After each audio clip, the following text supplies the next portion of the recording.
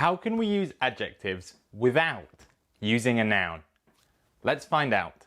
Normally, we use adjectives to describe a noun. People is a noun. Rich people have a lot of money. Rich people are a group. To describe a group of people with a shared quality, we can use an adjective without using a noun. We just add the. Then we can delete the noun.